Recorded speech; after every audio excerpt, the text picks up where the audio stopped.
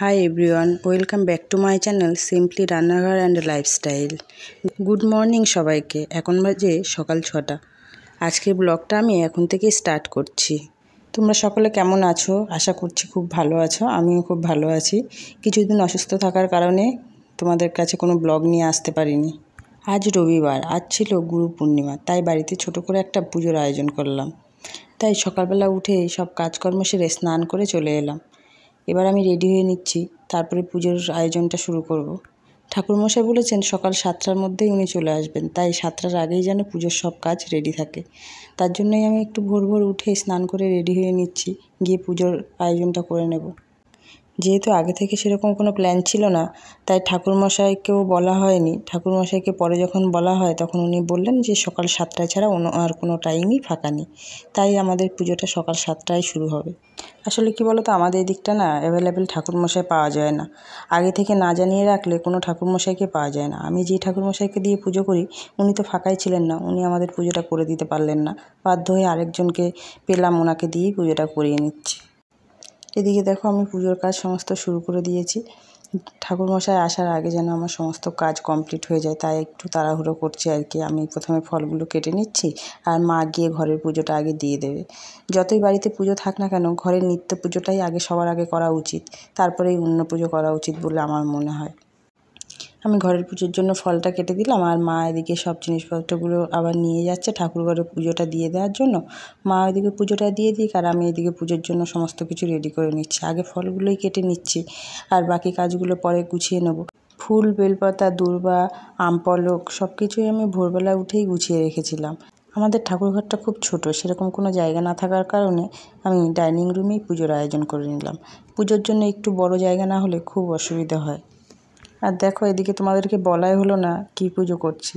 আসলে আজকে যেহেতু গুরু পূর্ণিমা, দিনটা খুব শুভ, তাই আজকে বাড়িতে নারায়ণ পুজো করছিলাম আর সাথে হোম করে নিয়েছিলাম। দেখো তোমাদের সাথে কথা বলতে বলতে আমার ফলগুলো প্রায় কাটা শেষ হয়ে গেছে। ফলগুলোই গুছিয়ে নিচ্ছি। সিন্নিটার জন্য এখন কিছু একটা রেডি করে রাখবো না, কেন যখন পুজোতে ঠাকুরমশাই বসবেন তখন আমি সিন্নিটা রেডি করে নেব। আগে থেকে যদি আমি দুধটা মিক্সড করে নিই সিন্নিতে, তাই সিন্নিটা নষ্ট হয়ে যেতে পারে।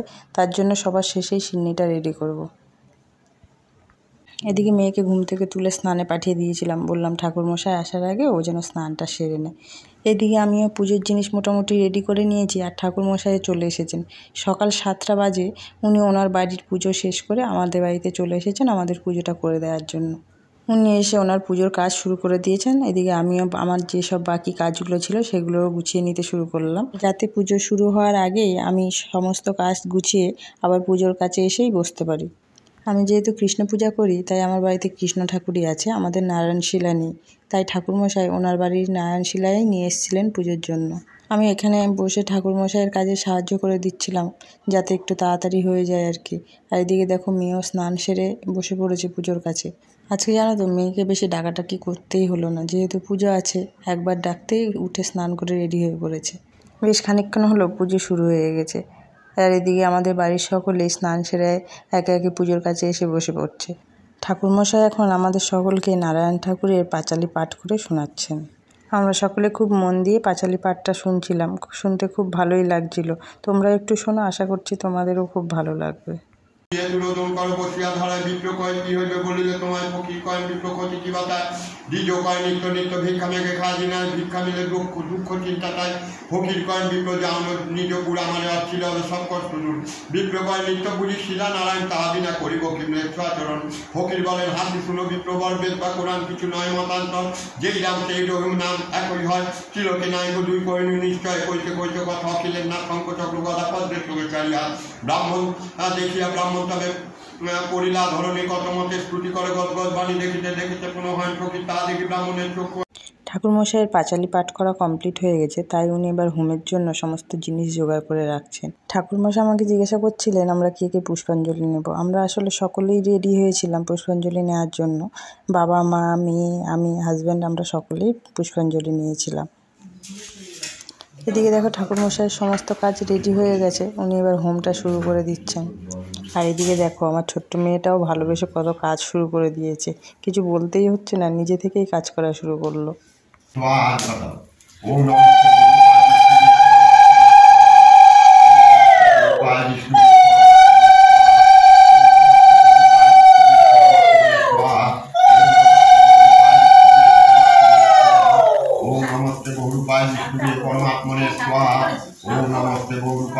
বিষ্ণুবে পরমাত্মনে স্বাহা।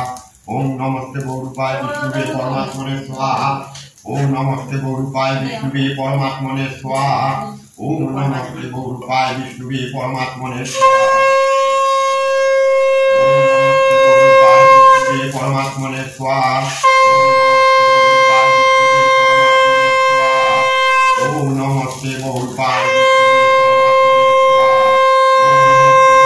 বিষ্ণুবে পরমাত্মনে স্বাহা। গৌরূপায় বিষ্ণুবে পরমাত্মনে স্বাহা। ওম জয়ন্তী মঙ্গলাকালী ভদ্রকালী কপালিনী দুর্গা শিবা ক্ষমা দাত্রী স্বাহা।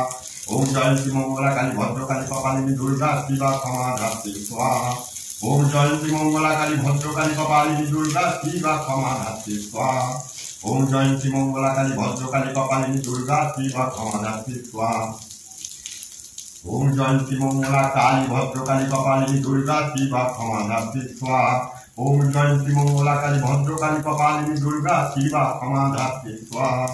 ওম জয়ন্তী মঙ্গলা কালী ভদ্রকালী কপালিনী দুর্গা শিবা ক্ষমা দাত্রী স্বাহা। ওম জয়ন্তী মঙ্গলা কালী ভদ্রকালী কপালিনী দুর্গা শিবা ক্ষমা দাত্রী স্বাহা। বিষ্ণু বিষ্ণুরং তৎসলস্য বদ্ধ আকার মাস শুক্লে পক্ষে গুরু পূর্ণিমা তীর্থ কাশ্যপী পরীক্ষিত দাস ফুল শরীর বিরোধে সর্বাপদ শান্তি পূর্বক জনধান্য তুলৈশ্বর্য ধর্মত্র কাম মোক্ষ চতুর বর্গ সিদ্ধি কাম গণেশাদি পঞ্চদেবতা পূজা পূর্বক সহিত শ্রী শ্রী সত্যনারায়ণ পূজা কর্ম করিছে। নারায়ণ নমস্কৃতং নরং চৈব নরোত্তমং দেবীং সরস্বতীং চৈব জয় মুদিরায় নমো মাধব মাধব বাচি মাধব মাধব ইতি সরস্বতী সাধব সর্ব সর্ব কার্যেষু মাধব। ওম মাধবং মাধবং মাধবং ওম জবাকুসুম সংকাশং কাষ্টভে মান্তিম দান্তারিং সর্বপাপগ্নং তস্মিন দিবাকরং দিব্যসং তুষারাধং ক্ষীরদান সমহ নমামি শশিনং ভক্তা সম্মুখ ভূষণং।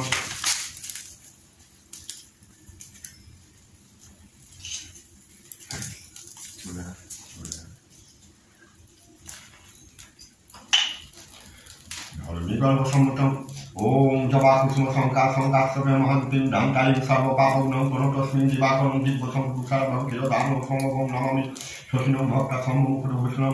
ধরণীগর্ভসম্মতং বিদ্যুৎপুঞ্জ সমপ্রভং কুমারং সত্যত্তং চৈতাং নমঃ মম প্রিয়ঙ্গুকরিকাচনং রূপিণং প্রতিমঙ্গুধং সোমং সর্বগুণভেদং নমামি শশিনং সুতং দেবতানাং ঋষীনাং সুগুরুং পরমস্বরূপং বন্ধুতং শিলোকেশং তং নমামি বৃহস্পতি হিম পুণ্যবিনীনালাভং দৈত্যানাং পরমং গুরুং সর্বশাস্ত্র প্রবক্তারং ভার্গবং প্রণমাম্যহম।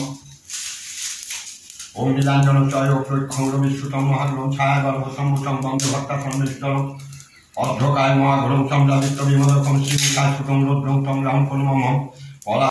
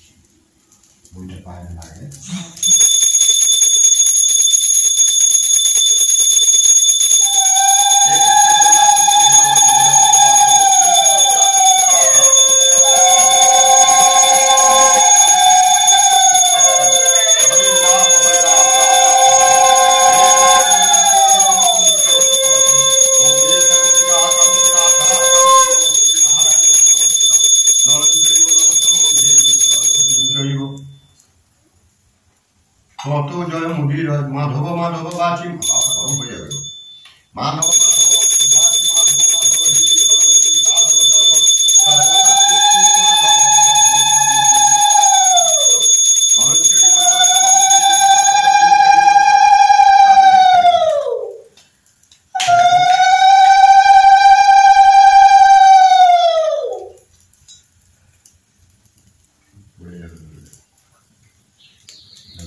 আপনি এনার নিয়ে পরে পুজো শেষ করে ঠাকুরমশাই চলে গেছেন। এবার আমি পুজোর প্রসাদগুলো রেডি করে নিচ্ছি। আমি প্রথমে সিন্নিটা রেডি করে নেব। দেখো আমি সিন্নিটা মেখে নিচ্ছিলাম। আমরা সিন্নিটা রেডি হয়ে গেলে সবার বাড়িতে প্রসাদ দিয়ে আসবো। আমাদের এখানে সবার বাড়িতে সবাই প্রসাদটা দিয়ে আসে, তাই আমরাও প্রসাদগুলো রেডি করে নিচ্ছিলাম সবার বাড়িতে দিয়ে আসার জন্য। এখন আমি প্রসাদগুলো রেডি করে সবার বাড়িতে দিয়ে আসতে যাচ্ছি। সবাইকে দিয়ে এসে তারপর আমরা নিজেরা প্রসাদ খাবো, তারপরে শুরু করব দুপুরে রান্নার জোগাড়। তোমাদের যদি ব্লগটা ভালো লাগে তাহলে লাইক, কমেন্ট ও শেয়ার করে দিও, সাথে আমার চ্যানেলটাকে সাবস্ক্রাইব করে দিও।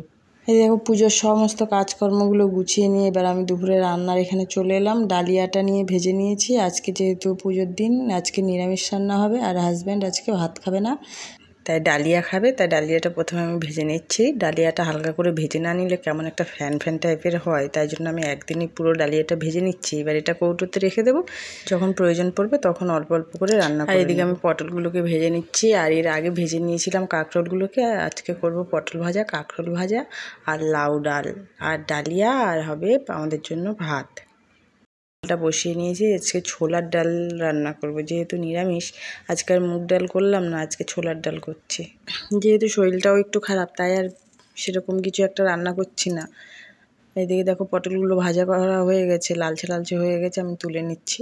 এবার আমি লাউ ডালটা করে নেব।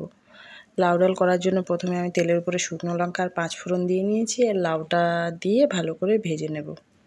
আমার কিন্তু নিরামিষ লাউ ডাল খেতে খুব ভালো লাগে, তাই জন্য আজকে লাউ ডালটা করে নিচ্ছি। নিরামিষের দিনে ডাল দিয়েই ভালো খাওয়া যায়। ডাল আর ভাজা হলে আর কিছুই সেরকম একটা লাগে না। আর এদিকে দেখো লাউটাও অনেকটাই ভাজা হয়ে এসেছে। এবার আমি এখানে দিয়ে দেবো সেদ্ধ করে রাখা ডালটা। সকাল থেকে যেহেতু সবাই উপোস আছে, তাই চেষ্টা করছি রান্নাটা তাড়াতাড়ি শেষ করার, কেন সকাল থেকে প্রসাদ ছাড়া সেরকম কিছুই কেউ একটা খায়নি। আমি এখানে নিচে গ্যাসে তরকারিটা রান্না করছিলাম, আর মা উপরে গিয়ে উনানের ভাতটা রেডি করে নিচ্ছিল। আমার তরকারিটা রান্না প্রায় হয়ে এসেছে। এবার আমি পাশে প্রেসারে বসিয়ে দেবো ডালিয়া। ডালিয়াটা হয়ে গেলে মোটামুটি রান্নাটা শেষ। আর এইদিকে হাজব্যান্ড কোন ফাঁকে বাজারে গিয়ে বাজার থেকে পরোটা আর আলুর তরকারি নিয়ে এসেছে, তা আমি ওইগুলো বের করে রেডি করে নিচ্ছিলাম। বাবা মাকে বলেছিলাম, ওরা যেহেতু রান্নাটা হয়ে এসেছে, ভাত হলে ভাতটাই খাবে, তাই ওরা খেলো না। আর আমরা এদিকে পরোটাটা নিয়ে খেতে শুরু করলাম। মেয়েকেও খাইয়ে দিচ্ছিলাম, আমিও খেয়ে নিচ্ছিলাম। খুব খিদেও পেয়ে গেছিলো। তা আজকের মতো টাটা, বাই বাই, দেখা হবে নেক্সট